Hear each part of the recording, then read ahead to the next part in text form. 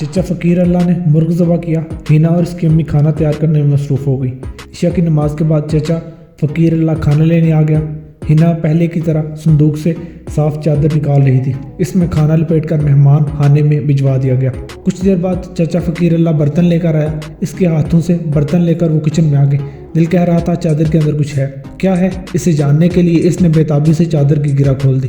یکا اس کا دل اچھل کر جیسے منہ میں آ گیا ہو۔ سالن کے ڈونگے میں ایک پیلے رنگ کا کاغذ تہہ کیا ہوا پڑا تھا۔ اس نے جھپٹ کر کاغذ اٹھایا، پھر اسے کھول کر دھڑکتے دل سے پڑھنے لگی۔ 3-4 سطروں میں سلمان احمد نے لکھا تھا: ہینا، میں حسب وعدہ آ گیا ہوں۔ اپنے پیچھے بہت سے کام چھوڑ کر آیا ہوں۔ دفتر کی ذمہ داریاں ہر دن زنجیر بن جاتی ہیں، لیکن تم کو ایک بار دیکھنے کی تمنا سب پر حاوی ہو گئی تھی۔ میں صبح 9 بجے فقیر اللہ اور اپنے معاون کو کسی کام سے باہر بھیج دوں گا۔ تم کچھ وقت نکال کے آ سکو گی نا؟ میں تمہارا منتظر رہوں گا۔ چند جملوں پر یہ مشتمل پیغام پڑھ کر اس کی نس نس میں جیسے بے خودی دوڑنے لگی۔ وہ ہواؤں میں اڑنے لگی۔ گاؤں میں لوگ جلدی سو جاتے ہیں۔ اس کی ماں اور بھائی بھی کمرے میں ایک طرف سوئے ہوئے تھے، لیکن اس کی نیند اڑ گئی تھی۔ فارسٹ آفیسر کے ہاتھ کا ایک ایک لفظ اس کے بدن کی چٹکیاں لیتا رہا۔ وہ کانپتی گہری سانسیں لیتی رہی، خشک ہونٹوں پر زبان پھیرتی رہی، طویل رات کاٹنے کے جتن کرتی رہی۔ بہت رات گزرنے کے بعد کہیں جا کر اسے نیند آ گئی۔ صبح ماں نے اسے جگایا۔ ہمیشہ ایک ہی آواز پر وہ جاگ جاتی تھی۔ اس رات خیالوں کی سیخ پر وہ کسی نرم گرم صحبت میں گم رہی تھی، اس لیے نیند پوری نہ ہونے کی وجہ سے ماں نے کئی بار آوازیں دی تھی، تب جا کر وہ کہیں بیدار ہوئی۔ اس کا پورا جسم ٹوٹ رہا تھا۔ آئینے میں دیکھا تو آنکھیں سرخ ہو رہی تھیں۔ اس نے ایک لمحے کو ان سرخ آنکھوں کی گہرائی میں کسی کی شوق نظروں کا عکس محسوس کر لیا۔ دوسرے لمحے ایک حیا آلود مسکراہٹ کے ساتھ اس نے اپنی نظریں جھکا لی۔ ٹھنڈے پانی سے خوب چہرے اور آنکھوں کو دھو لیا۔ پہاڑوں پر سے دھوپ نیچے اتر آئی تھی۔ وہ ہاتھ منہ دھو کر باورچی خانے میں آئی۔ ماں مہمانوں کے لیے ناشتے کی تیاری کر رہی تھی۔ وہ ماں کا ہاتھ بٹانے لگی۔ وہ بظاہر ماں کے ساتھ ناشتے کی چیزیں تیار کر رہی تھی، مگر دل ہی دل میں سلمان سے ملنے کا حوصلہ پیدا کر رہی تھی۔ اس سے ملنے کی سرخوشی بھی تھی، پرہول وسوسوں کی سرگوشی بھی تھی۔ ناشتہ تیار ہو گیا تو چھوٹا بھائی جا کر فقیر اللہ کو بلا لایا۔ ہینا پہلے کی طرح صاف چادر میں ناشتے کا خوان باندھا۔ چچا فقیر اللہ ناشتہ لے کر جانے لگا تو وہ ہچکچاتے ہوئے بولی: چچا، مہمان کب تک رہے گا؟ اس نے کہا: آج یہاں سے جا رہا ہے، ایک دن جنگلات کے دفتر میں ٹھہرے گا، اگلے دن شہر واپسی ہے۔ یہاں سے کیوں جا رہے ہیں وہ؟ کیا ہماری خدمت میں کوئی کمی رہ گئی ہے؟ اس نے معصومیت سے پوچھا۔ ارے نہیں بیٹی، سلمان صاحب تو بہت خوش ہوتے ہیں یہاں۔ اصل میں نمبردار صاحب کے نہ ہونے سے وہ بے آرامی محسوس کر رہے تھے۔ ہینا کے دل میں احتجاجی صدا بلند ہوئی۔ ایک تو ابا گلگت جا کر واپس آنا بھول ہی گئے ہیں، اب دیکھیں نا، 3 دن کا بتایا تھا، ہفتے سے زیادہ ہو گیا ہے، پتہ نہیں گلگت میں اتنے دن سے کیا کر رہے ہیں۔ چچا آپ ایک کام کریں نا، فارسٹ کے دفتر سے ابا کو فون کر کے پتہ کریں گے کب تک واپس آ رہے ہیں۔ اس نے کہا: ہینا بیٹی، میں نے رات کو ہی سلمان صاحب کے کہنے پر گلگت فون کیا تھا، نمبردار صاحب کے پاس تو موبائل موجود نہیں، تمہارے چچا کفایت سے بات ہوئی تھی، اس نے بتایا کہ ابھی چند ٹیسٹ باقی ہیں، 2-1 دن مزید لگیں گے۔ وہ مایوس ہوگی۔ اس کی امی تشویش سے بولی: بھائی فقیر اللہ، ہینا کے ابا خیریت سے ہے نا؟ کس طرح کے ٹیسٹ کی بات کر رہا تھا کفایت؟ میں نے پوچھا تھا۔ کفایت نے بتایا کہ تشویش کی بات نہیں، بس ڈاکٹروں نے خون کے کچھ ٹیسٹ کا بتایا ہے۔ میں نے نمبردار صاحب سے بات کرنا چاہا، لیکن کفایت نے کہا کہ وہ کہیں گئے ہوئے ہیں، اس لیے بات نہیں کر سکتے۔ چچا فقیر اللہ ناشتہ لے کر چلا گیا۔ ہینا دک دک کرتے دل کے ساتھ گھڑیاں گننے لگی۔ چھوٹا بھائی اسکول چلا گیا۔ ماں کے پاس کرنے کے لیے گھر کے بہت کام پڑے تھے، وہ انہیں مصروف ہو گئی۔ مقررہ وقت قریب آیا تو ہینا چھت پر آ گئی۔ مہمان خانے کی طرف بنی چھوٹی سی دیوار کی اوٹ سے اس طرف دیکھنے لگی۔ ذرا دیر بعد اس سے چچا فقیر اللہ اور وہ دوسرا شخص نظر آئے۔ وہ دونوں مہمان خانے کے دروازے سے نکل کر اس راستے پر جا رہے تھے جو فارسٹ کے دفتر کی طرف جاتا تھا۔ ہینا نے دھڑکتے دل کے ساتھ ان دونوں کا کچھ دور تک نظروں سے تعاقب کیا، پھر پلٹ کر تیز چلتی ہوئی چھت سے نیچے اتر آئی۔ اب ماں کی نظریں بچا کر مہمان خانے کی طرف جانے کی کوئی تدبیر کرنا تھی۔ جمشید خان کی تدبیر کارگر ثابت ہوئی۔ وہ کفایت اللہ کے ذریعے نمبردار عنایت کو شہر بلوانے میں کامیاب ہو گیا تھا۔ اس نے کفایت کے ساتھ مل کر ایک جان پہچان والے ڈاکٹر سے ملاقات کی، اصل بات چھپا کر اس سے استدعا کی کہ نمبردار چچا کے کچھ ایسے ٹیسٹ تجویز کرے جس کے لیے ہفتہ 10 دن سے زیادہ لگے۔ اس نے ڈاکٹر سے بہانہ کیا کہ دلچون میں نمبردار چچا کا کسی سے جھگڑا ہو گیا ہے، وہاں ان کی موجودگی کی صورت میں جھگڑا بڑھنے کا اندیشہ ہے، اس لیے میڈیکل ٹیسٹ کے بہانے چند روز انہیں دور رکھنا ہے۔ ڈاکٹر کو کیا اعتراض ہو سکتا تھا؟ اسے معلوم تھا ان علاقوں میں اکثر ماردار اور سر پٹول کے واقعات رونما ہوتے رہتے ہیں، کبھی تو ایک معمولی واقعہ بھی کسی کی موت پر اختتام پذیر ہوتا، اس لیے ڈاکٹر نے ان کی خواہش کے مطابق نمبردار عنایت کے لیے متعدد ٹیسٹ لکھ دیے۔ عنایت خان نے بہت احتجاج کیا، چھوٹے بھائی کفایت اور جمشید سے بہت تو تکار کی، وہ بالکل صحت مند تھا، یہ بات ماننے کے لیے قدم تیار نہیں تھا کہ اسے کوئی پیچیدہ بیماری ہے جس کے لیے اتنے دنوں تک ڈاکٹروں کی زیر نگرانی رہنا ہے۔ اسے کیا معلوم تھا بیمار وہ نہیں اس کا ہونے والا داماد تھا، لالچ اور ہرس کا بیمار۔ نمبردار چچا کی ہمدردی حاصل کرنے کے لیے چند دن وہ اس کے ساتھ ہی رہا، کئی دفعہ اسپتال اور کلینک اس کے ساتھ چلا گیا، پھر ایک دن دوسرے شہر میں ضروری کام کا بہانہ بنا کر وہاں سے کھسک گیا اور سیدھا تلچون کے جنگلات میں پہنچ گیا۔ وہاں اس کے کارندے چوری چھپے درختوں کی کٹائی میں مصروف تھے۔ اس کام کے لیے پہلے ان کے پاس بڑی کلہاریاں ہاتھ سے چلانے والے آریاں ہوتی تھی، اس بار ملک مین شیر کی طرف سے مشینی آریوں کا تحفہ ملا تھا۔ ایندھن سے چلنے والی یہ آریاں کارگر اور مؤثر تھی، بہت تیزی سے کام کرتی تھی۔ جمشید کا تلچون کے جنگل میں دوسرا دن تھا جب علاقے کا فارسٹ گارڈ اس کے پاس آ گیا۔ اس فارسٹ گارڈ سمیت کئی لوگ اور جمشید کے قابو میں تھے، انہیں ہمیشہ حصہ مل جایا کرتا تھا، اس لیے فرض تناشی بھول کر حرام کے مال سے شکم پروری کرتے تھے۔ اس فارسٹ گارڈ نے یہ تشویشناک خبر سنائی کہ فارسٹ آفیسر سلمان احمد چلاس کے مرکزی دفتر تلچون کے لیے روانہ ہوا ہے، شام تک وہ پہنچ جائے گا۔ جمشید نے حیرت سے پوچھا، ابھی 1 مہینہ پہلے ہی تو اس نے دورہ کیا ہے، اب پھر آنے کی کیا وجہ ہو سکتی ہے؟ کیا ہماری سرگرمیوں کی اسے خبر ہوئی ہے؟ فارسٹ گارڈ نے کہا، میں بھی حیران ہوں، اتنی جلدی آنے کی توقع بالکل نہیں تھی، میں نے تو سنا تھا کہ ان کی ٹانگ کا زخم بھی ابھی اچھی طرح سے نہیں بھرا۔ جمشید کچھ سوچتے ہوئے بولا، اس فارسٹ افسر کے آنے کی خبر تمہیں کس نے دی ہے؟ چلاس آفس میں میرا ایک خاص بندہ ہے، آج صبح اس نے تلچون کے دفتر میں فون کر کے اطلاع دی تھی۔ اس کے مطابق یہ دورہ پہلے سے شیڈول میں شامل نہیں تھا، فارسٹ افسر نے بس اچانک ادھر آنے کا فیصلہ کیا ہے، کیوں آ رہا ہے یہ کسی کو معلوم نہیں۔ جمشید اسے گور کر دیکھتے ہوئے بولا، تلچون میں صرف تم سرکاری بندے ہو، اگر تم نے مخبری نہیں کی تو ظاہر ہے مقامی تنظیم کے کسی ممبر نے نمک حرامی کی ہوگی، وہ جو بھی ہے مجھ سے بچ نہیں سکے گا۔ فارسٹ گارڈ بولا، مقامی تنظیم کے 4 افراد ہیں، ان کے اوپر آپ کے چچا نمبردار چیئرمین ہے، اگر فارسٹ افسر کا دورہ آپ کی سرگرمیوں کے خلاف چھاپا ہے تو لازم ان 4 میں کسی نے آگے خبر کی ہوگی، مخبری جس نے بھی کی ہے وہ سامنے آ جائے گا۔ اب اصل بات آپ نے خود کو بچانا ہے، جو لکڑی کاٹی گئی ہے اسے ٹھکانے لگانا ہے، ورنہ آپ کے ساتھ ساتھ میں بھی پھنس جاؤں گا۔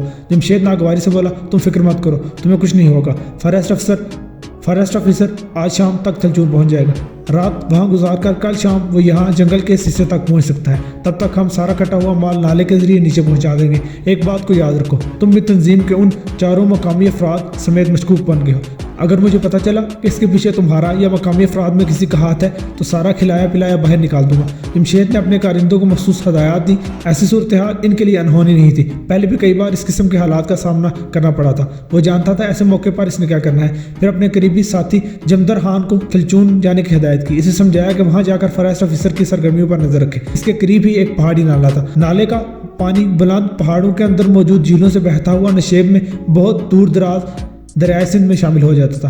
غیر قانونی لکڑی کاٹنے والوں کے لیے نالے کا پانی کی ترسیل کا اہم ذریعہ تھا۔ جنگل میں درخت گرا کر اسے مخصوص سائز کے ٹکڑوں میں کاٹ دیتے تھے، اس کے بعد وہ ان ٹکڑوں کو گھسیٹ کر نالے تک لے آتے تھے، پھر ان بڑے ٹکڑوں کو اوپر سے لٹکا دیتے تھے، یہ گول مٹول ٹکڑے لڑکتے ہوئے پتھروں سے ٹکراتے ہوئے نالے کے پانی میں پہنچ جاتے تھے۔ نالے کا تیز پانی انہیں بھا کر بہت دور لے جاتا تھا۔ ایک مخصوص جگہ ان کے کارندے رسی اور لمبے لمبے ڈنڈے لیے انتظار کر رہے ہوتے۔ جب لکڑی کے گول ٹکڑے اس مخصوص جگہ پہنچ جاتے، انہیں رسی اور لمبے ڈنڈوں کی مدد سے گھسیٹ کر کنارے تک لے آتے، وہاں خاص قسم کی جیپوں اور ٹریکٹر کے ذریعے آگے محفوظ ٹھکانے تک لے جایا کرتے تھے۔ جمشید نے بھی اپنے کارندوں کو کٹی ہوئی لکڑیاں نالے کے ذریعے ٹھکانے لگانے کی ہدایت دی تھی۔ وہ بہت پریشان ہو گیا تھا، پچھلی بار کے حادثے کے بعد اس کی پوزیشن کمزور ہو گئی تھی۔ فارسٹ آفیسر نے خصوصی طور پر اسے اس شرط پر معاف کیا تھا کہ آئندہ ایسی حرکت نہیں کرے گا۔ اسی پریشانی کی وجہ سے وہ بھرپور کوشش کر رہا تھا کہ آنے والی شام سے پہلے ساری کٹی ہوئی لکڑی کہیں غائب کر دے۔ وہ دل ہی دل میں اس شخص کو بھی گالیاں دے رہا تھا اور اسے بدترین سبق سکھانے کی قسمیں کھا رہا تھا جس نے فارسٹ آفیسر کو شکایت کی تھی۔ اب یہ بات اس کے علم میں نہیں تھی کہ سلمان احمد کی شکایت پر اس کی سرگرمیوں کے خلاف چھاپا مارنے نہیں آ رہا تھا، بلکہ دل مضطرب کو سکون پہنچانے کے لیے سب سے چھپ کر آ رہا تھا۔ تلچون کی اس معصوم سی منمونی سی لڑکی کی محبت کی طاقت تھی جس نے اسے ادھر آنے پر مجبور کیا تھا، جسمانی زخم بلا کر دل میں اٹھنے والے میٹھے میٹھے درد کی تسکین کے لیے کھینچا چلایا تھا۔ ہنا کا اضطراب آسمان کو چھو رہا تھا، رگوں پہ میں ایک سنسنی سی دوڑ رہی تھی۔ فارسٹ آفیسر سلمان احمد اس کے لیے بہت دور کا سفر کر کے آیا تھا، مہمان خانے میں اس کی راہ دیکھ رہا تھا، اس کا دل ایک فار آمیز حساس سے سرشار تھا۔ سلمان احمد کو دیکھ کر اس سے مل کر محبت کا جو گداز جذبہ دل میں پیدا ہوا تھا، اس کی کشش سے سلمان سب کچھ چھوڑ کر اس کے پاس آیا تھا۔ اب اسے اپنے ہی گھر میں مہمان خانے تک جانا تھا۔ اول تو فقیر اللہ چچا کے علاوہ کوئی اور کم ہی اس طرف آتا تھا، اگر کوئی آیا بھی تو اس کے پاس کئی بہانے ہیں۔ اس نے سنا تھا جمشید بھی کئی دنوں سے شہر گیا ہوا تھا، ابا بھی موجود نہیں تھے۔ وہ یہ سب سوچتی دھڑکتے دل کے ساتھ اور لرزتی ٹانگوں کے ساتھ مہمان خانے کے دروازے تک پہنچ گئی۔ لکڑی کا دروازہ بند تھا۔ اس نے تھوڑا سا دباؤ ڈالا تو دروازہ کھلتا چلا گیا۔ اس نے جان کر دیکھا، دل دھک سے کر کے رہ گیا۔ وہ سامنے ہی مہمان خانے کے صحن میں ایک کرسی پر بیٹھا کتاب پڑھ رہا تھا۔ نانگا پربت کی برف پوش چوٹیوں سے اترتی صبح کی دھوپ چاروں اور پھیلی ہوئی تھی۔ ہوا میں ٹھنڈک بھی تھی، نرم گرم حدت بھی۔ دروازہ کھلنے کی آواز پر سلمان نے چونک کر اس کی طرف دیکھا۔ ہنا پر نظر پڑی تو اس کی آنکھوں میں مسرت اور محبت کے کئی سورج روشن ہو گئے۔ ہنا ایک ذرا ہچکچاتی ہوئی دروازے سے اندر داخل ہوئی، دروازے کے دونوں پٹ بند کر کے آہستہ اس کی طرف بڑھی۔ سلمان احمد وارفتگی کے عالم میں مسکراتا ہوا کرسی سے اٹھا، محبت کے پورے جذبوں سے گندی ہوئی آواز میں بولا، ہنا تم آ گئی، مجھے یقین تھا تم ضرور آؤ گی۔ اس نے سادگی سے پوچھا، آپ کو یقین کیوں تھا سر کہ میں آؤں گی؟ وہ اس بساختہ سوال پر ایک لمحے کو گڑبڑا گیا، پھر دھیرے سے بولا، جس یقین کی بنیاد پر میں شہر سے یہاں آیا ہوں، جس یقین سے رات تمہیں پیغام لکھا تھا، اس یقین سے اب تمہارے آنے کا انتظار کر رہا تھا۔ پتہ ہے ایسا یقین کب پیدا ہوتا ہے؟ ہنا کی آنکھوں میں حیا کی لہریں متلاطم ہوئی، بلکہ بوجھ سے جھک گئی۔ وہ بولا، ایسا یقین تبھی پیدا ہوتا ہے جب دو دل ساتھ ساتھ دھڑک اٹھے، یہ آنکھیں ایک جیسے خواب دیکھنے لگے۔ ہنا اس سے پہلے کسی غیر مرد کے پاس تنہائی میں نہیں گئی تھی اور نہ ہی کسی سے ایسی میٹھی میٹھی گفتگو کی تھی۔ وہ شرم اور گھبراہٹ سے ہلکے ہلکے کانپنے لگی تھی۔ سلمان اس کی کیفیت کا لطف لیتے ہوئے بولا، ہنا تم اتنی گھبرائی ہوئی کیوں ہو؟ آؤ یہاں کرسی پر بیٹھ جاؤ، مت ڈرو، یہ تمہارا ہی گھر ہے۔ خود کو سنبھالتے ہوئے بولی، نہیں تو سر میں ٹھیک ہوں، آپ بیٹھ جائیں۔ سلمان اسے ڈانٹنے کے انداز میں بولا، اے لڑکی، میں نے تمہیں پہلے بھی کہا تھا کہ مجھے سر مت کہو، میرا نام سلمان احمد ہے، تمہاری زبان سے اپنا نام سننے کو ترس گیا ہوں۔ وہ ہچکچاتے ہوئے بولی، سر سوری سلمان صاحب، میں زیادہ دیر یہاں رک نہیں سکتی، کسی نے دیکھا تو آپ کے لیے مشکلات پیدا ہوگی، مجھے بھی نہیں بخشیں گے۔ اس نے کہا، میں جانتا ہوں ہنا، یہاں اس بات کو بہت معیوب سمجھا جاتا ہے، میں نہیں چاہتا تم کسی مصیبت میں مبتلا ہو جاؤ، بس میرے دل نے شدت سے چاہا کہ تم سے ایک بار مل لوں، تمہارا شکریہ کہ تم نے میری خواہش رد نہیں کی۔ وہ بولی، چچا فقیر اللہ بتا رہے تھے کہ آپ یہاں سے جا رہے ہیں، کیا تلچون سے بھی واپس جا رہے ہیں؟ اس نے کہا، میرا دل بالکل بھی نہیں مانتا تمہارے قریب سے دور ہو جاؤں، مگر نمبردار صاحب کے نہ ہونے کی وجہ سے مناسب نہیں لگتا کہ میں زیادہ دیر یہاں ٹھہروں، آگے جنگل کے قریب فارسٹ آفس ہے، وہاں ایک دو دن مزید رہ کر واپس چلا جاؤں گا۔ وہ دھیرے سے بولی، آپ کو جمشید کے حوالے سے مزید کوئی شکایت نہیں ملی ہے نا؟ ویسے بھی وہ کافی دنوں سے شہر میں ہے ہی نہیں، ابا کے ساتھ وہ بھی میرے چھوٹے چچا کے پاس گیا ہوا ہے۔ سلمان احمد ہنستے ہوئے بولا، یہ جمشید میرا رقیب بھی ہے، پیشہ وارانہ حریف بھی، فی الحال تو اس کی طرف سے کوئی شکایت موصول نہیں ہوئی، میں کشمکش میں ہوں، آئندہ اس کے ساتھ کیسا سلوک کروں؟ اس نے کوئی جرم کیا تو تمہاری وجہ سے معاف کروں یا رقابت کے جذبے سے کوئی سخت قدم اٹھاؤں؟ ویسے تم کس بات کی سفارش کرو گی؟ وہ صرف پٹا کر بولی، مجھے ایسی باتوں کی سمجھ نہیں سلمان صاحب، آپ کا قانون جو کہتا ہے اس پر عمل کریں، ویسے بھی ابھی اس نے ایسا کچھ کیا ہی کیا ہے؟ میں اس جیسی فطرت کے لوگوں کو جانتا ہوں، بہت سابقہ پالا پڑا ہے ایسے لوگوں سے مجھے۔ وہ بظاہر وقتی طور پر خاموش ہوگا، دکھانے کے لیے شرافت کا لبادہ اوڑھ لیا ہوگا، مگر جلدی اس ہول سے باہر نکلے گا۔ خیر، میرا یہ اندازہ غلط بھی ثابت ہو سکتا ہے۔ تم ایک بات بتاؤ، جمشید سے جلد ہی تمہاری شادی ہونے والی ہے، کیا تم خوش ہو؟ وہ پھیکی سی ہنسی کے ساتھ بولی، سلمان صاحب آپ جانتے ہیں ان علاقوں میں لڑکی کی خوشی نہیں دیکھی جاتی، اکثر بچپن میں ہی بات پکی کر دی جاتی ہے، پھر زندگی بھر کے لیے یہ زنجیریں پیروں میں باندھ دی جاتی ہیں، لڑکیوں کی کیا مجال ہوتی ہے کہ بغاوت کرے۔ وہ مضبوط لہجے میں بولا، دیکھو ہنا، اب وقت بدل رہا ہے، رویے بھی بدل رہے ہیں، تم پڑھی لکھی ہو، تمہیں ایک ذرا سی ہمت دکھانا ہوگی، اگر تم میں بغاوت کا حوصلہ ہے تو میں تمہارے ساتھ کھڑا ہوں، میں تمہیں یہاں سے بہت دور لے جاؤں گا۔ وہ کپ کپاتی ہوئی آواز میں بولی، سلمان صاحب آپ کے دل میں میرے لیے جو جذبہ ہے میں اس سے واقف ہوں، میں آپ کی بات مان کے آ گئی ہوں، اس سے بھی آپ سمجھ گئے ہوں گے کہ میرے دل میں آپ کے لیے کیسے جذبات ہیں، مگر اس سے آگے ایک قدم بھی اٹھانا ناممکن ہے۔ یہ ایسے بے رحم لوگ ہیں، دنیا کے آخری کونے تک ہمارا پیچھا کریں گے۔ کسی کو قتل کرنا اتنا آسان ہے جتنا اوپر جنگل میں کسی جانور کا شکار کرنا، پھر غیرت کے نام پر تو خون بہا کر فخر سے سینہ تان کر یوں پھرتے ہیں جیسے کافروں سے جہاد کر کے ہیں۔ نہیں سلمان صاحب، بس آپ کے لیے اس دل میں محبت کے کچھ اچھے جذبات پیدا ہوئے ہیں، اس وجہ سے میں آپ سے ملنے آئی ہوں۔ اب آگے آپ جو کہہ رہی ہیں اس پر عمل کرنا اتنا ہی مشکل ہے جتنا تلچون کی گلیوں میں سب کے سامنے آپ کا ہاتھ تھام کے چلنا، اس لیے ہمارے اس تعلق کو بس اس حد تک ہی رہنے دیں۔ آج کے بعد آپ سے پھر ملاقات ہوگی یا نہیں یہ میں نہیں جانتی، چند مہینے بعد میری شادی ہوگی، اس کے بعد مہمان خانہ بھی میرے لیے اجنبی بن جائے گا، اس لیے آج کی اس ملاقات کو آخری سمجھ لیں، میں آپ کو بہت دیر یاد رکھوں گی، اب مجھے اجازت دیں۔ یہ کہہ کر وہ پلٹ کر بیرونی دروازے کی طرف چلنے لگی۔ سلمان احمد پیچھے سے اسے آوازیں دیتا رہ گیا، کچھ دیر اور رکنے کی درخواست کرتا رہ گیا، مگر وہ تیز تیز چلتی ہوئی دروازے تک گئی۔ وہاں سے پلٹ کر گہری سلگتی ہوئی نظروں سے سلمان احمد کی طرف دیکھا، پھر ایک جھٹکے سے دروازہ کھل کر باہر آ گئی۔ یکایک اس کا دل اچھل کر جیسے حلق میں اٹک گیا، پورے جسم میں خوف کی ایک سد لہر دوڑ گئی۔ دروازے کے ساتھ ایک چھوٹی سی نہر تھی، اس پہ پگ ڈنڈی بنی ہوئی تھی۔ اس نے دیکھا چچا فقیر اللہ اس پگ ڈنڈی پر چلتا مہمان خانے کی طرف آ رہا تھا، وہ قریباً 20 گز دور تھا۔ اس کی نظر بھی ہنا پر پڑی وہ چونکتی ہوئی ٹٹولتی ہوئی نظروں سے دیکھ رہا تھا۔ اس کی آنکھوں میں حیرت بھی تھی اور غصہ بھی تھا۔ ہنا اسے دیکھ کر ایک لمحے کو بدحواس سی ہو گئی۔ دوسرے ہی لمحے اس نے خود کو سنبھالا، وہاں رک کر اس کے سوالوں کا جواب دینے کے بجائے تیز تیز قدموں سے چلتی ہوئی گھر کی طرف آنے لگی، جو کہ ایک کھیت کی دوری پر تھا۔ اپنے گھر کے دروازے کے پاس آ کے پلٹ کر دیکھا، وہ اسی کی طرف گھورتی ہوئی نظروں سے دیکھتے ہوئے مہمان خانے کی طرف بڑھ رہا تھا۔